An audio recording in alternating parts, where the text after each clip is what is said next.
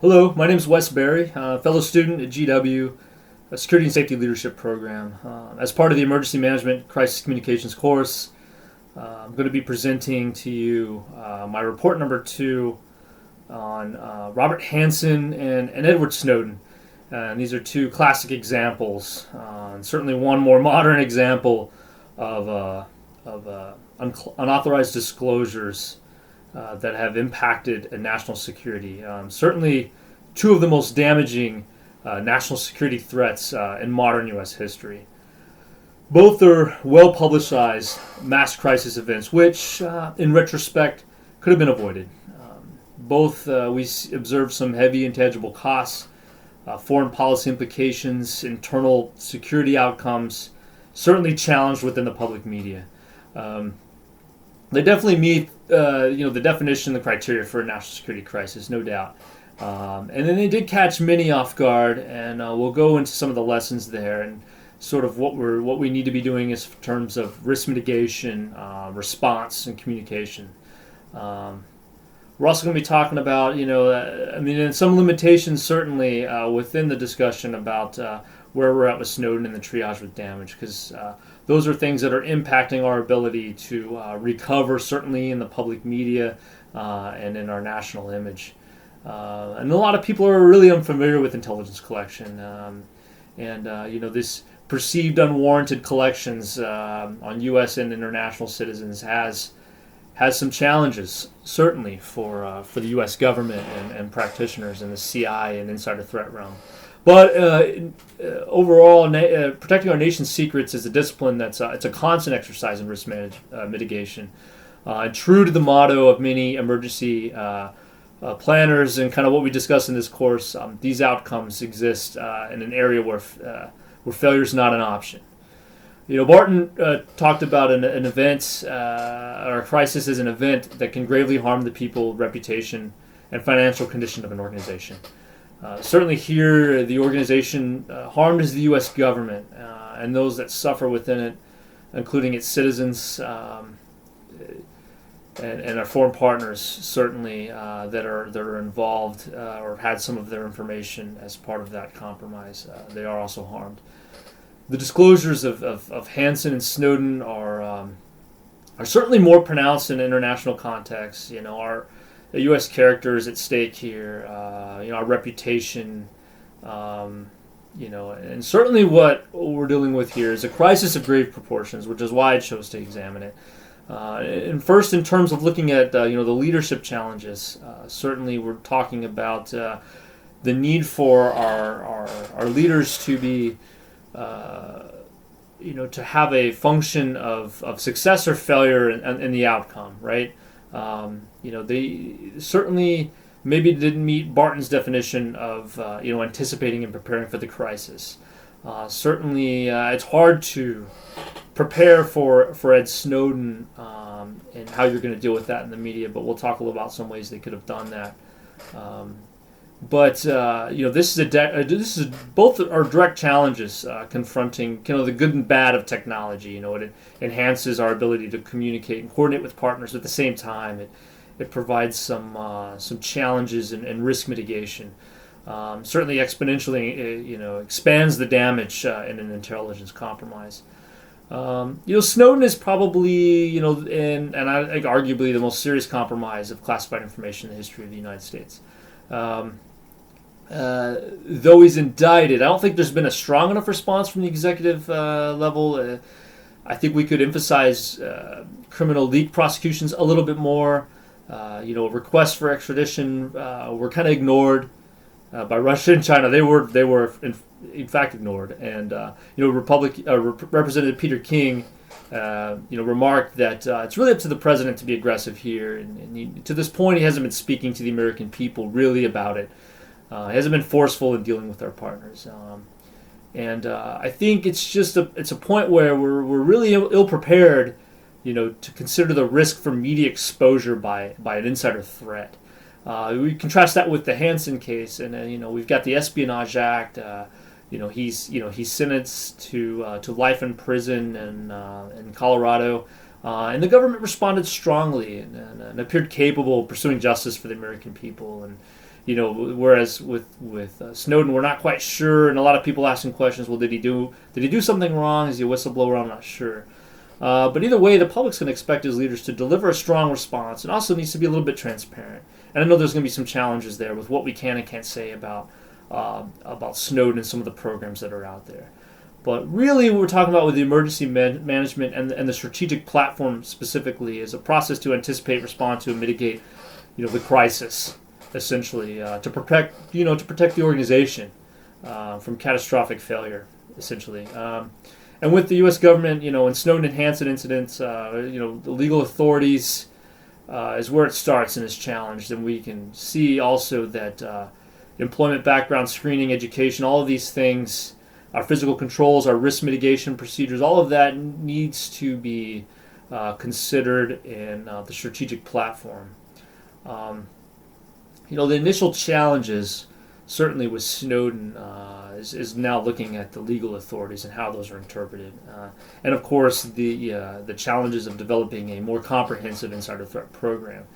The Espionage Act really looked at classic spying examples, which Hansen is, but yet it can cover more broadly unauthorized disclosure of information, that impacts the U.S. government where we're harmed, and I think there's positive signs there, where 6 out of the 9 cases that have been brought before on the leakage cases specifically have been either convicted or indicted. So within that strategic platform, you don't want to avoid any warning signs, right, or attempts to cover it up, and it begins with those 4 crisis questions of what did you know, when did you know it, what are you going to do about it, and what are you going to do to ensure that it never happens again. I think looking at it objectively, it's tough to say that the government knew the insider threat program was failing, but I think they could have been a little bit more informed on the danger, and could have recognized the danger a little bit more, certainly from a leadership perspective of portable electronic devices, certainly. And the public really deserves a better strategy here to protect their information. That's just something that, can't ever happen again, right? So with Snowden, we're talking about, these similar threats in the future where we need to control the need to know, increase the vetting process, controls for employees to sensitive information, what can be copied and reproduced. With Hansen, I think the response more specifically was, more polygraphs, and it was very confined to the issue that the FBI was seeing internally with their own processes. Now with Snowden, of course, we're expanding it to the entire U.S. government. So, our ability to be, to adjust for the risk, be better prepared is more recognizable. We've got 1.5 million people essentially that have a clearance, that have access to sensitive information. It's something we should have learned through the Hansen investigation, and should started looking at the advancements of technology. If we look back, Snowden filled up a thumb drive like this, plugged it in to a computer, and was taking everything home. Now, certainly if Hansen had access to something like this, I think the damage could have been even more so, because he would have been tasked, of course, go find this, and it would have been, whereas whoever has that information now, it's what Snowden chose to compromise. Hansen could have been much worse, and I think we need to apply those lessons learned together as we move forward. Certainly the NSA could have done a little bit more. A thumb drive like this was plugged in a CENTCOM computer with a malicious code back in 2008. That right there should have been a cue to go ahead and lock down all USB ports on sensitive computers. I don't know what the long-term implications of Snowden are going to be. Of course, FBI dealt with Hansen, kind of a localized issue, with a compromised review of information and personal security processes. But again, Snowden impacts the entire government, so we need to kind of expand those same lessons learned at the FBI across the board, polygraph especially, right?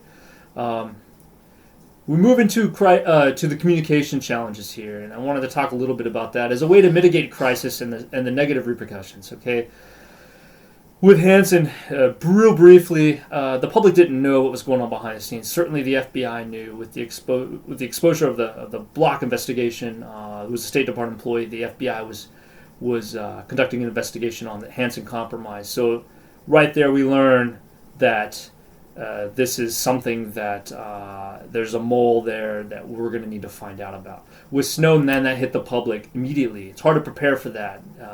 I think Director Freed did a fantastic job, with discussing, the investigation itself, what led to the compromise. It was an effective response, articulated all the issues and controlled for all those media questions. Really couldn't do that with Snowden.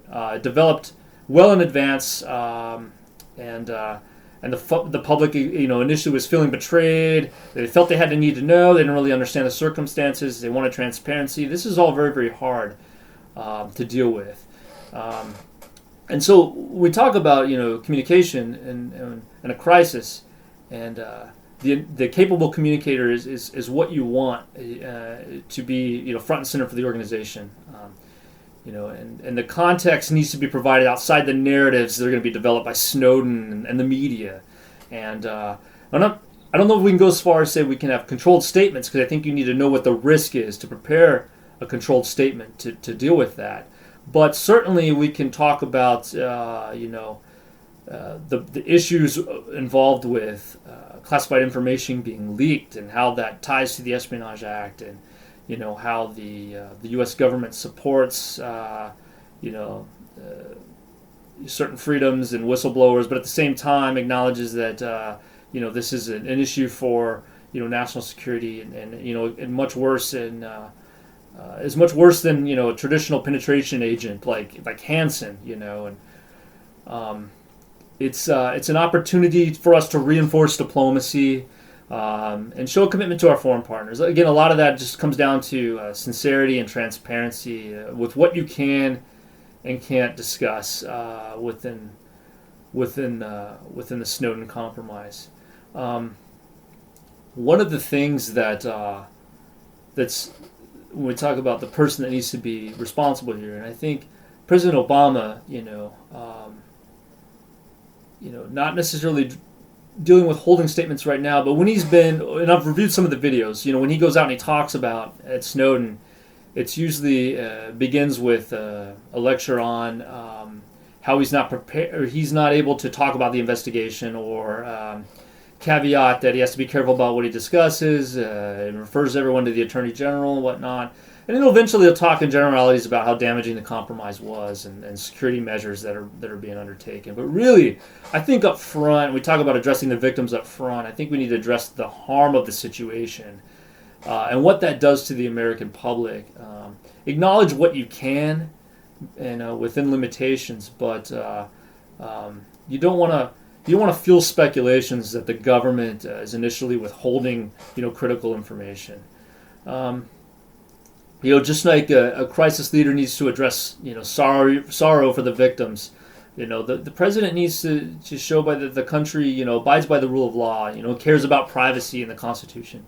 And I don't mean to belabor that point, but I think it is important. In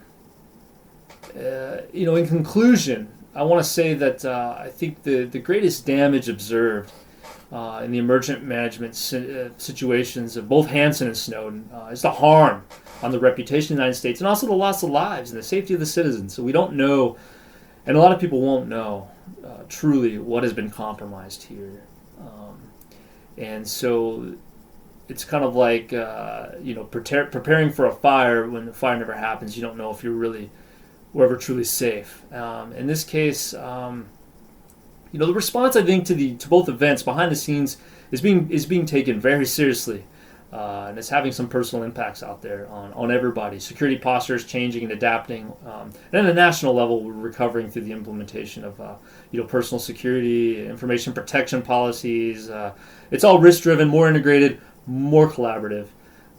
Should have been done with Hansen, and now with Snowden. I think this is the example of the worst case scenario. But in the meantime, we'll continue to work through our communication challenges, triage the report, and some of that may come out. We need to protect the reputation of the U.S. In the general public, but also in the international setting, in the international community, who might have an unfavorable impression right now. But regardless of those consequences, which we may never know, I think these disclosures compel new legal discourse. They're going to drive new mitigation strategies and new preparedness and prevention measures. So, in a sense, while we hadn't truly learned from Hanssen, I think going forward with Snowden, I think we're going to be a lot better prepared to deal with crisis in the future in the realm of insider threat and espionage. So I hope you've enjoyed the presentation. I appreciate your feedback, and thank you for giving me the opportunity. And I've enjoyed having class with you guys in this quarter. Thanks.